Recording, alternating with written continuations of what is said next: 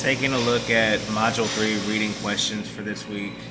Um, you know, Question 1, it asks, what are the major themes that play in the book of Judges? So, from what I got was basically the book of Judges talks about Yahweh's sovereignty and the importance of being loyal to Him and His laws above all other gods and sovereigns. And basically the Lord allows His people to suffer consequences of being unfaithful to Him, because the people of Israel were being unfaithful. They were worshiping other gods and idols, which is a big no-no. And then the Lord is a compassionate God, so He's willing to forgive or deliver His people as long as they repent for their sins. And then you got these other questions that ask, how do different judges address and engage in these themes in ways that overlap and differ? Some of the judges pretty much would confront the oppressors, whatever attackers they may have had or whatever problems they were having with different nations. They would, either attack them or kill. They would kill the leaders of that nation that was coming against Israel. So, and then obviously they would repent to God, trying to ask for deliverance and forgiveness, and then they would go back to serving other gods and worshiping other gods. So it was like a continuous pattern. And the next question is, how do these judges approach major themes suggest about the contested identity of Judah and Israel in its monarchic stages? These judges pretty much are basically doing the work of what God has called them to do. They're basically a spokesperson for God, for the people of Israel. And, they just, let me see, look at my notes here. Judges in the book, it says it helps us to know God.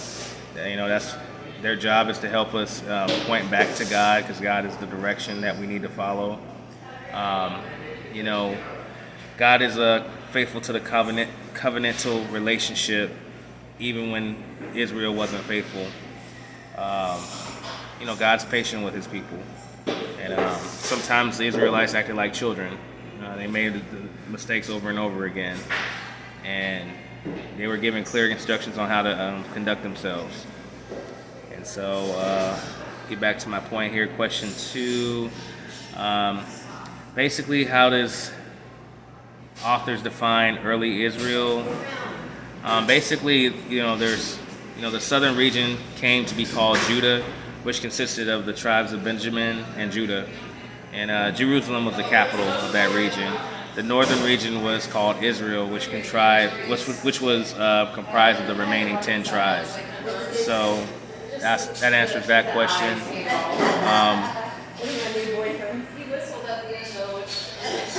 Moving on to question 3, how does Judges' narrative present a more diverse picture of early Israelite religion than is often assumed about the communities that comprised it? To answer that question, let's see.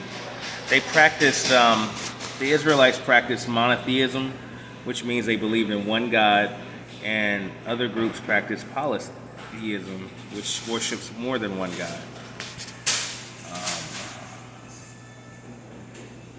Let me see here. I got more. So, the beliefs of Israel that differed from Mesopotamian people were that, again, they're monotheistic and believed in all-knowing and ever-present God instead of believing gods that were tied to certain places.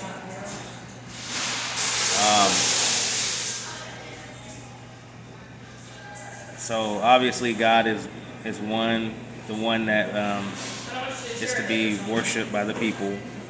And that's what the Israelites did. However, they were swayed by worshiping other entities, which obviously was a conflict because God didn't stand for that. So Let me see. Go back here, and that's pretty much it. I just wanted to do a video. Normally I would write something, but I wanted to try a video. It's a lot easier, saves me time, and I hope you enjoyed the video. Have a good day. Sorry it's late. Please forgive me. I've had a rough semester. Please give me grace and allow me to turn this in and you grade it. I really appreciate it. Thank you.